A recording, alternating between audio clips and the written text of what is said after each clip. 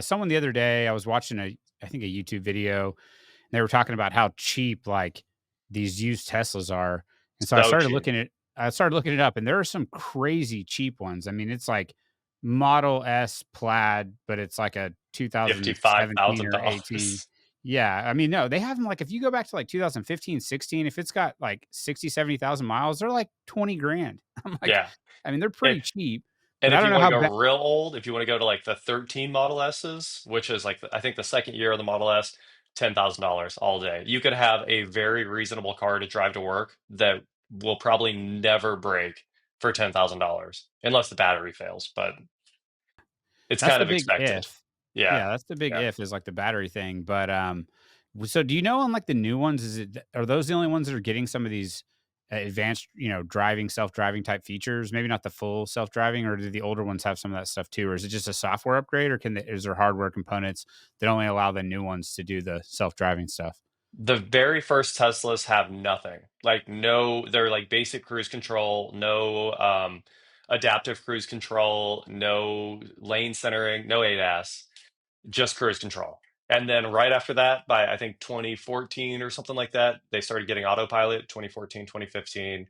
And autopilot, the early Mobileye autopilot's very good. It's excellent lane centering. It has adaptive cruise, which is about all you need, right? It's the one where you have to touch the wheel every once in a while, but it just keeps the car going down the road. Perfect for your road trips, highway driving, stuff like that. And then FSD support is after hardware 3 in the Teslas. So I think you're in like into 2017 or something like that. Hardware 3 and hardware 4 are the ones that really support the good ADAS, the full self-driving.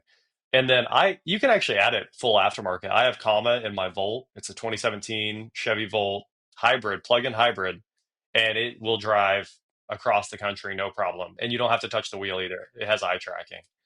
So all of the ADAS is incredible, and it does go back quite a ways. 5 years. There's 5 years of really good ADAS to keep you in your lane and handle the cruise control. Do you think, like, because of these giant leaps in these things that it will cause these cars to depreciate faster? Like, if Oh, they came out with absolutely. hardware 5 or whatever, hardware 6, and it does just, like, Yeah. incredibly better than hardware 4, and it can do Yeah. everything now, then it's like, who wants hardware 4?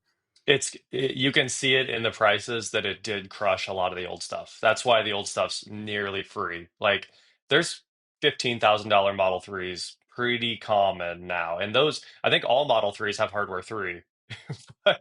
But yeah, you can see EV values did get crushed, and I blame Tesla for a lot of that because they should have never relaxed any of their pricing because it hurt their consumers.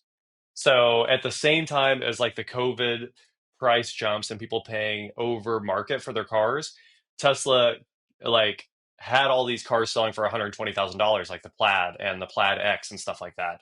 And then they went and took the exact same car and lowered the price, the new price by twenty to $40,000.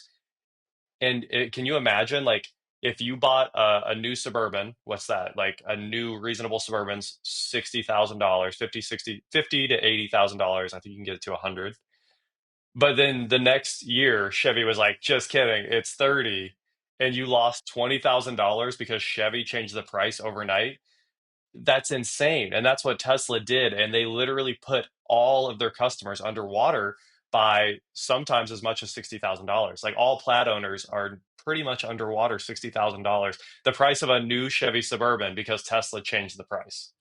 That's crazy. So, Like, Chris I Chris Corner, I don't know if you follow him, he's Ye been on my pod, but yeah. he, like, Yeah, he MHP posted guy, about. right?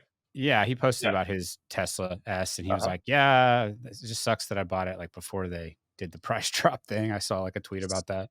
They literally destroyed the lives of their own consumers, and people are like, their argument's always, "It's a technology product, it's not a car," which is insane. It's got 4 wheels and it drives you around the country.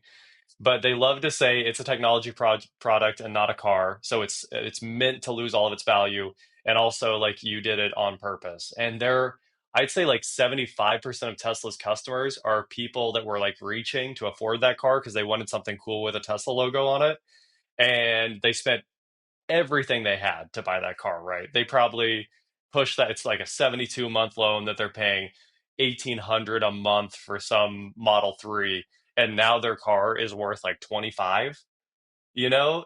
they destroyed those consumers' lives. And what's funny is those people are like paying for the market to stabilize now. Like though it's they really destroyed a lot of people that can't afford those cars. They destroyed their lives. So I get it. Everyone's like they signed up for it, but really, did they sign up for it? Because there's never been another car in history that's depreciated like this.